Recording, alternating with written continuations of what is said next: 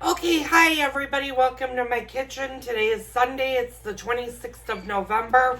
We're going to make some holiday treats. I'm going to make a holiday biscotti using some dried fruit.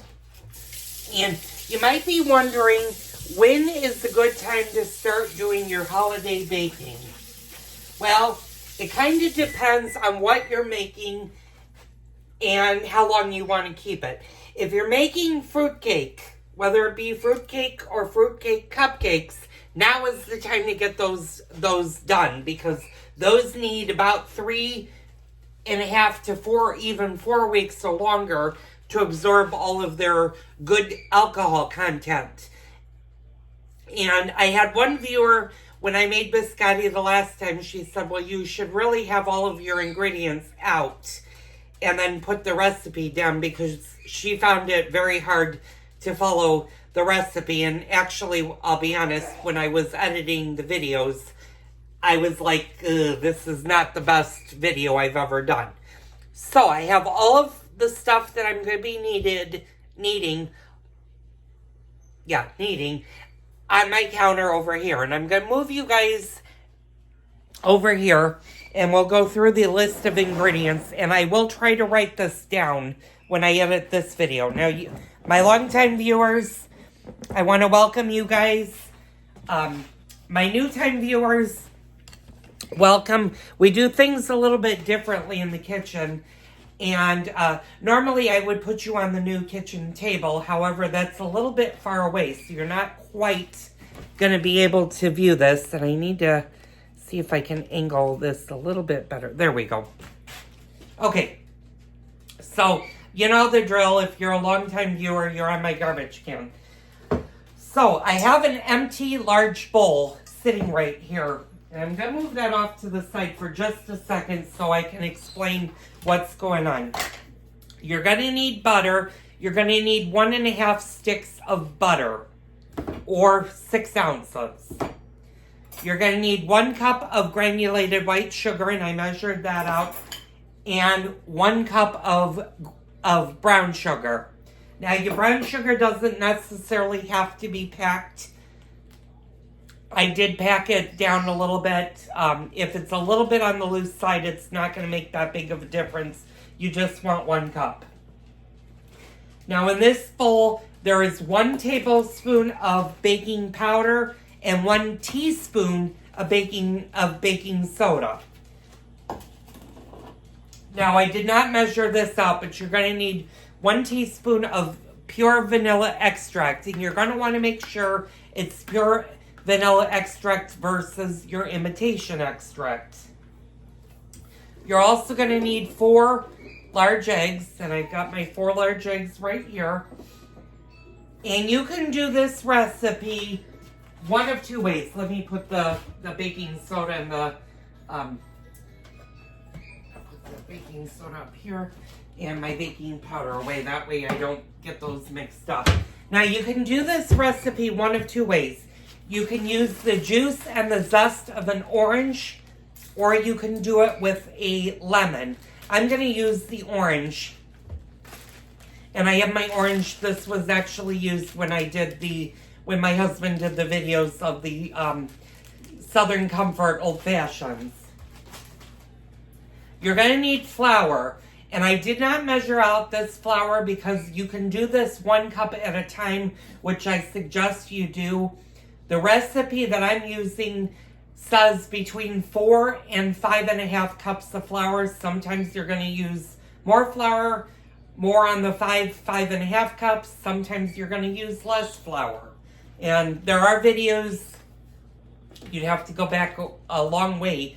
But flour, depending on when the harvest time for the flour is, flour can act differently. So sometimes if a recipe calls for 4 cups of flour and it's a really still wet recipe, you need to add a little bit more flour. So we did that. We also have some of this holiday fruit that we're going to be using. Now, this holiday fruit, you're going to notice, has these whole cherries in there.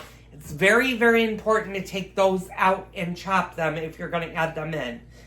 Now, you might have, when my husband was doing the whole cherry thing, you might have heard that I'm allergic to cherries, which I am. However, in a very small amount. I'm going to take the cherries out and not use them, but I can handle a very small amount of cherries before I break out.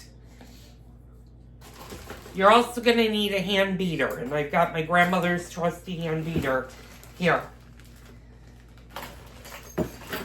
And you're going to need at least 1 cookie sheet, possibly 2. So, let's get started with this recipe. The first thing you are going to want to do is you're going to want to cream your eggs and your sugars. So, let's get cracking with this.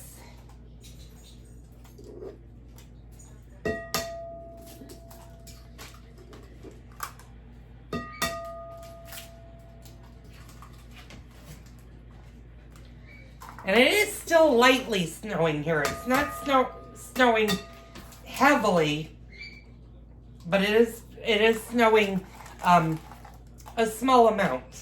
Ice move, because I don't want to get... My Icy was just at the groomer's last week, and I don't want to get his nice coat all dirty. Okay, let me go. Anytime you're working with raw eggs, make sure that if you have any spillage, I gotta turn you around and Ice, leave that alone, that you clean up any mess that you've made. You also want to make sure you wash your hands.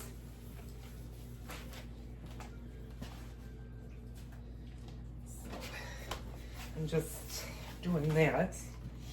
And I'm going to show you guys that, in fact, there are 4 eggs in here.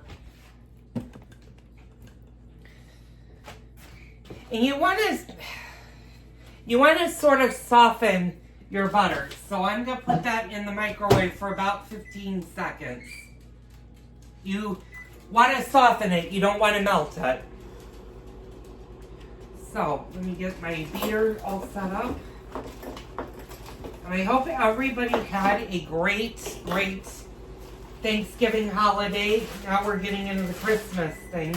Getting back to what I was talking about a little bit earlier, when do you want to make your Christmas cookies? Well, my husband, if he had his way, I would be baking all day today and making the Christmas cookies. We're still enjoying the pumpkin pie. Usually the rule of thumb for Christmas cookies is no further than 2 weeks out from the holiday. And that only applies to certain cookies. Usually I do the Christmas cookies the week of. However, if you're having people or guests in for holiday parties earlier in the month of December, you can go ahead and make your Christmas cookies almost any time. Just store them in an airtight container and they should last quite a while. I mean, I've had chocolate chips that have lasted for several weeks. So I'm just gonna go ahead and start getting our eggs beaten, and I'm gonna add the sugars.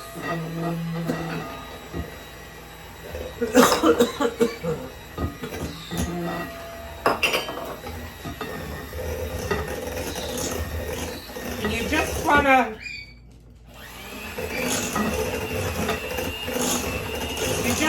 beat this until it's nice and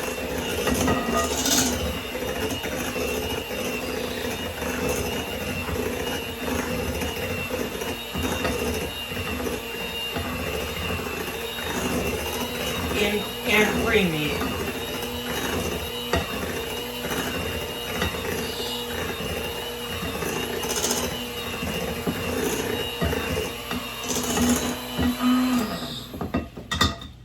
Now, I should have said I did mess up a little bit on this recipe. You actually wanted to cream the butter and the sugar and not the eggs and the sugar, but this will still work perfectly with this recipe. So I'm going to add my butter in now. If your butter is cold, you can always cut it in.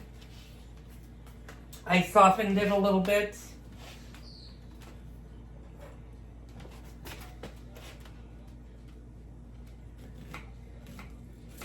And you may notice, well, you guys can't see it, but I did finally cave and I bought a new can opener, and it's right there. That was an Amazon Black Friday sale, and I'll let you guys know what I think of it. So far, it's not too bad.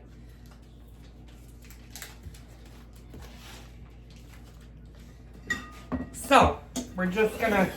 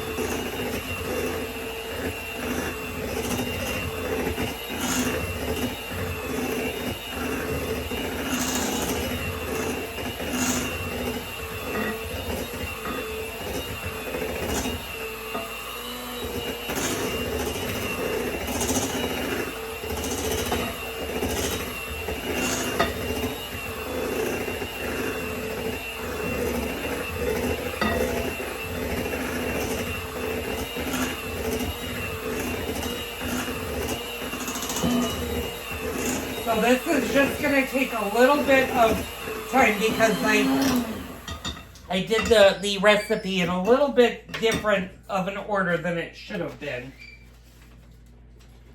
And sometimes that happens if your mind is going. So I'm just going to whip this a little bit by hand. So when you do this recipe, it should be the butter and the sugars should be creamed first. Then add your eggs in. We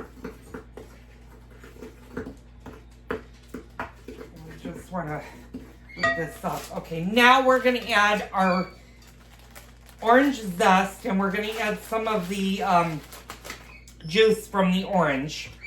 And you don't have to add a lot of the juice. Let me get my trusty thing. And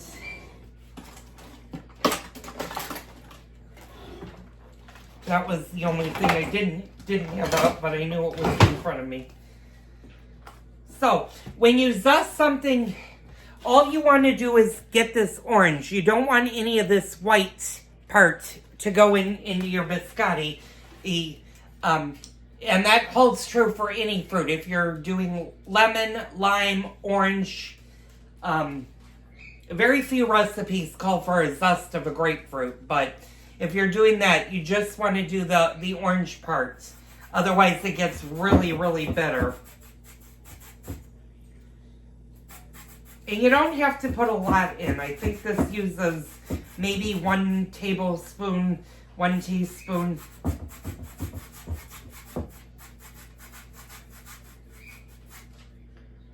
And that's the zest. So you just want to kind of put that in. I'm just going to zest a little bit more. Yeah, now it's going in okay.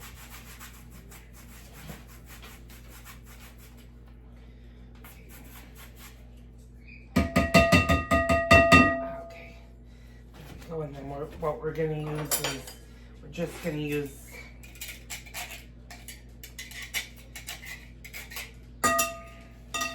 yeah, that's more than enough. And then I just need to I just need a little bit of juice. So I'm just going to use my juice squeezer right here, and I'm going to put that in, and we're just going to do maybe about a teaspoon, and that's more than enough. So I can put that in the sink.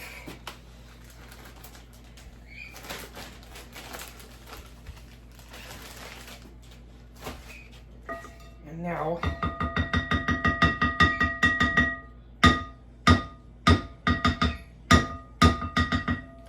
put that over there. Now we're just going to beat this.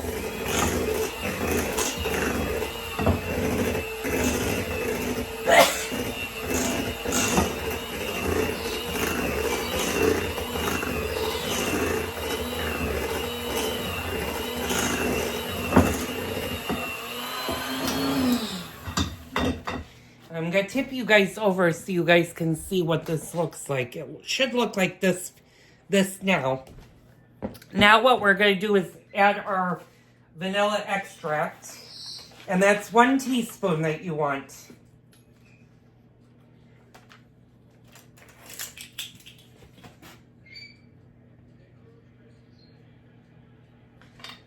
Now, if you're doing a different fruit, if you're doing like dates, raisins, other dried fruit, you can add different flavors to it. Or if you're putting almonds in it. We're not putting any nuts in this one.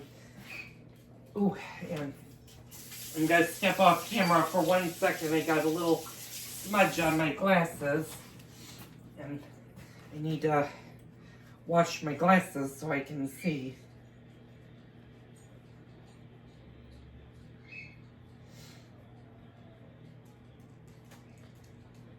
Okay, that's much better. Okay, so let's beat this in.